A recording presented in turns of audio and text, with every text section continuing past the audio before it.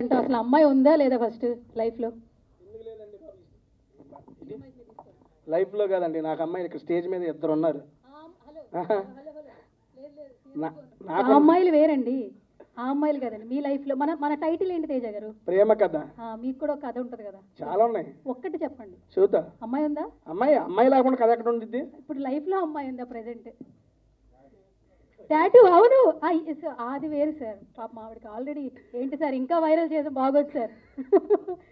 తేజ గారు ఏంటి సార్, అమ్మాయి ఉందా లేదా చెప్పండి. ఉందండి, లేకుండా ఎట్లా ఉండదు? మీ లైఫ్లో అమ్మాయి ఉంది? లైఫ్లో అందరికి ఉంటారండి అమ్మాయిలు. ఆ క్వశ్చన్ ఏంటి మీరు? అయితే చెప్పండి, లవ్ స్టోరీ అని ఒక 2 లైన్లు చెప్పండి. మాది ప్రేమ కథ కాబట్టి మీ ప్రేమ కథ వినాలని మాకు ప్రెస్ మీట్లో. అంత ఇంట్రెస్టింగ్ ఏమి ఉండదు. మేము చేసుకుంటాం. ఓకే అండి, చెబుతున్నాను. నాది బేసిక్గా ఓకే లవ్ స్టోరీ అడిగారు కాబట్టి ఫస్ట్, ఎందుకంటే సినిమా టైటిల్ ప్రేమ కథ కాబట్టి నా ప్రేమ కథ చెప్పి స్టార్ట్ చేస్తా. నా ప్రేమ కథలన్నీ వన్ సైడ్ అండి, మనం చేయటం, వాళ్ళు ఎవరు మనం చేయరు. అది కాబట్టి దానికి ఇబ్బంది ఏమీ లేదు. నేను చేస్తూనే ఉంటా. Thank you. ఉందా ఇంకా? ఓకే చెప్తున్నా. స్టార్ట్. చెప్పు. ఏంటి బాబా? ప్రేమ కథ గురించి చెప్పు. దా మన కథ జీవితం దా. వద్దా మంది వద్దా? ఓకే అడగండి, చెప్పమంటుంది. మా ఇద్దరిది చాలా ఉంది, వద్దంటున్నారు కాబట్టి వద్దురా మైకి రావాలి ప్లీజ్ రా. వద్దు ఉండు.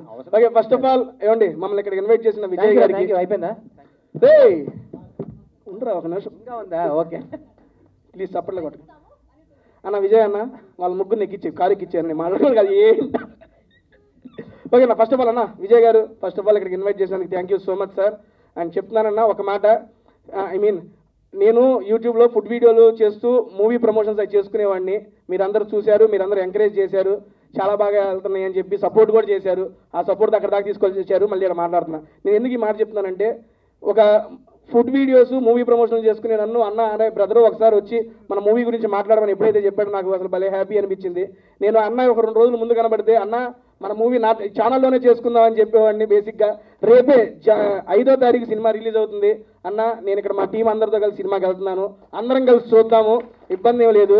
అండ్ నేను నా ఛానల్లో చెప్పేది ఒకటే మాట, తెలుగు సినిమా ఇండస్ట్రీలో కొత్త జానర్తో ఏ సినిమాలు వచ్చినా మన ఆడియన్స్ ఎంకరేజ్ చేస్తారన్న, అలాగా ఈ సినిమాను కూడా ఎంకరేజ్ చేస్తారని చెప్పి నేను నమ్ముతున్నాను. న్యూ ఇయర్లో మేము ఇప్పుడు దాకా సినిమా చూడలేదు, ఫస్ట్ టైం మా టీం అందరం కలిసి చూసే సినిమా ప్రేమ కథ. మీకు అది మంచి సక్సెస్ ఇవ్వాలి పాప. తేజ, నువ్వు చాలా సాడ్ ఉన్నావు కదా ఈరోజు. దేనికమ్మా? ఎందుకంటే హీరోయిన్ రాలేదు కదా. నువ్వు ఉన్నావు కదా నా హీరోయిన్. ఉండు వస్తున్నా, ఆడికే వస్తున్నా.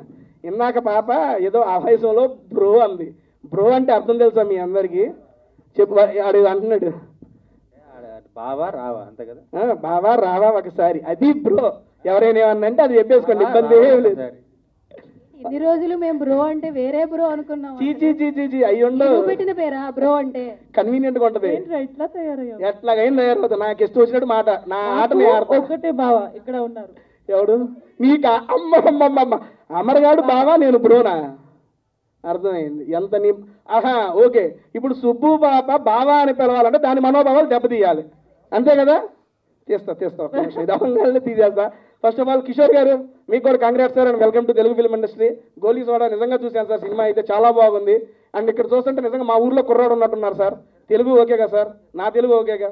తెలుగు ఓకే అంటాం సార్, నా తెలుగు సపరేట్ ఉంటుంది సార్, కొంచెం all mixed fruit juice sir నాది. ఈ తెలుగు నేనే అర్థం చేసుకోను. ఒక నిమిషం, ఇది ఎందుకు చెబుతుంది, ముందు అది అర్థం చేసుకుందాం. ఏంటి నీ తెలుగు నేనే అర్థం చేసుకోను, హౌ విల్ హీ అండర్స్టాండ్? బేసిక్గా తెలుగులో పాపకి ఒక మాట నేర్పించాను నేను. వద్దులే నేను నార్మల్గానే చెప్పానండి.